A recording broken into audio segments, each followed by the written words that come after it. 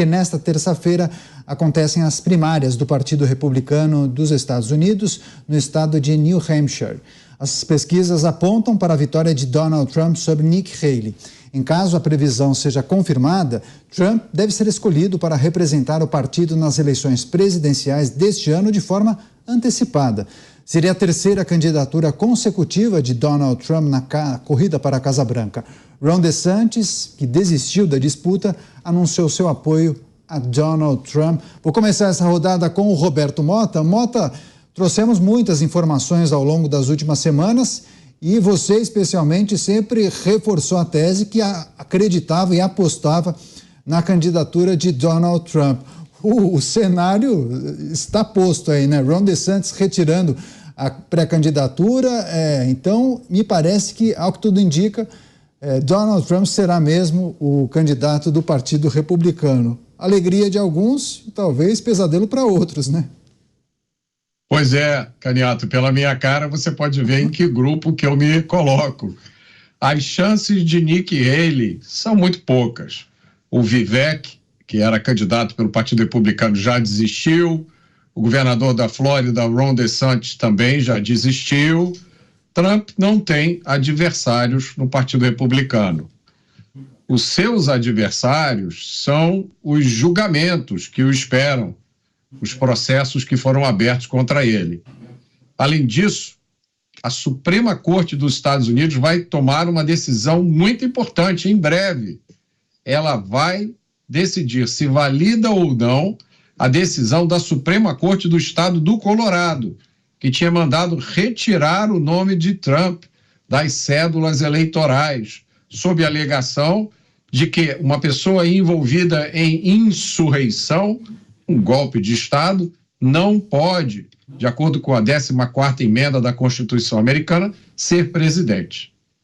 Nessa decisão, não é exagero dizer, está não só o futuro de Trump, como o futuro dos Estados Unidos e o futuro do mundo. Se a Suprema Corte Americana decidir contra Trump, os estados que são dominados por democratas vão fazer igual ao Colorado e ao estado do Maine. Vão entrar com pedidos liminares, decisões judiciais, para retirar o nome do Trump da cédula de votação. E aí vai ficar muito difícil. Por isso há uma expectativa muito grande em relação a essa decisão da Suprema Corte. Se a decisão for contra Trump, ainda é remotamente possível que ele ganhe, mas vai ser uma disputa muito desigual. Agora, se a decisão da Suprema Corte Americana, em breve, for a favor de Donald Trump, o resultado da eleição já pode ser previsto. Para mim, vai dar Donald Trump na cabeça. E você, Cristiano Beraldo, qual é o clima por aí nos Estados Unidos? O que os programas de debate e análise, o que o programa Os Pingos nos Is americano trata e qual é a análise que os comentaristas fazem em relação a essa possibilidade? A visão é exatamente essa que o Mota passou. É muito difícil que a candidatura Trump não seja confirmada de maneira antecipada pelo Partido Republicano, porque se ele vence em New Hampshire, fica claro que não tem opositor à altura de vencê-lo nas primárias do Partido Republicano. E todas essas pré-candidaturas, elas acontecem abastecidas por um volume de dinheiro impressionante. São dezenas, às vezes mais de uma centena de milhões de dólares que são colocados, em geral, por amigos, parceiros, enfim, empresários que apoiam um determinado candidato e que bancam a pré-candidatura dele. Só que a candidatura, ou a pré-candidatura, fica muito dependente de ter gasolina no tanque para queimar, porque senão, quando você vai para uma primária e não consegue fazer publicidade, não consegue fazer um investimento para se tornar competitivo naquele estado, você não tem a menor chance de ganhar. A gente já viu isso e isso é uma realidade. Então, certamente uma derrota vai fazer com que Nikki perca os seus apoiadores, porque vão ver que ela não terá chance de vencer e aí não tem por que ficar gastando dinheiro com ela. Com isso, Trump se consolida como o grande nome e o mais provável futuro presidente dos Estados Unidos. E a gente precisa lembrar que Trump entregou os Estados Unidos numa condição interna e externa do mundo, e se voltar à presidência, voltará no momento de inúmeros desafios. A gente tem desafios entre Rússia e Ucrânia, e eu não tenho a menor dúvida de que ele atuará para encontrar um caminho para o fim desse conflito. Há o conflito entre Israel e o Hamas, há o conflito no Equador, onde os Estados Unidos hoje já entrou em cena dizendo que vai atuar para apoiar o governo do Equador. Então, os Estados Unidos, eles ainda têm uma presença importante no mundo, mas essa presença está reduzindo a sua importância com as decisões equivocadas que são tomadas na administração de Joe Biden. A gente tem visto o Joe Biden cada vez com mais dificuldade de mostrar seu vigor, de mostrar a sua capacidade de liderar esse imenso navio transatlântico que é os Estados Unidos da América. E como é que está o Brasil nessa história, hein, Zé Maria? Está observando, né? O Brasil apoiou Sérgio Massa, não deu certo.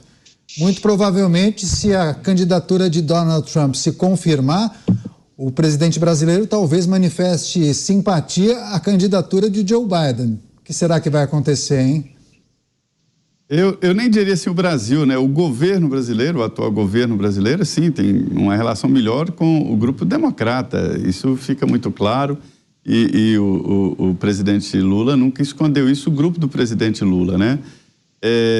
Mas, assim, políticos importantes aqui apoiam Donald Trump. Ele tem uma liderança mundial e formou lá os trumpistas, né, nos Estados Unidos, uma força, assim, que eu nunca vi, nada parecido nos Estados Unidos. Dominou os republicanos e é quase unanimidade, não tem a menor dúvida de que ele será o candidato. E também não há a menor dúvida de que nas CNTPs, né, nas condições normais de temperatura, ele ganha a presidência dos Estados Unidos de novo. Ficou muito claro, não há entre os democratas um candidato capaz de superar no voto Donald Trump. Todas as pesquisas lá indicam isso e é a tendência. Esta é a tendência. E é um momento que os Estados Unidos precisam de um presidente forte, guerreiro, como é o Donald Trump, né? Eu me lembro sobre esta experiência, logo na primeira vitória, encontrei, eu não me esqueço, com o então deputado Jair Bolsonaro ali no Salão Verde, e que ele me dizia, olha, essa vitória do Trump lá me beneficia. Ele ainda nem era o candidato oficial, ou que diria que seria vitorioso aqui no Brasil. Mas olha, essa história do Trump, Milley e Bolsonaro aqui é uma revolução muito importante e ele demonstrou uma qualidade que é defender os Estados Unidos, né? Ele defende de uma maneira muito forte e foi o presidente que desafiou e mostrou o perigo para os Estados Unidos sobre a China, que hoje é o maior poder econômico do mundo. Não é o país mais poderoso, porque não tem o poderio bélico e militar que tem os Estados Unidos, que não tem tecnologias em vários setores como os Estados Unidos, mas essa é a tendência. E Donald Trump teve a coragem de dizer isso, teve a coragem de enfrentar a China de igual por igual. Então, para os americanos, todos sabem, é preciso defender exatamente o emprego, a qualidade de vida que tem os americanos. E ele bate muito forte ali na política migratória, né, democrata, que isso pode, o êxodo para os Estados Unidos está muito forte, muito grande. E o americano tem medo exatamente de perder os empregos, que é o que todos prezam e muito, né? Então, nas condições normais, ele será não só o indicado pelos republicanos, mas como o próximo presidente da República. Mas no meio do caminho existe aí essa pendenga jurídica que pode tirar tudo dos eixos.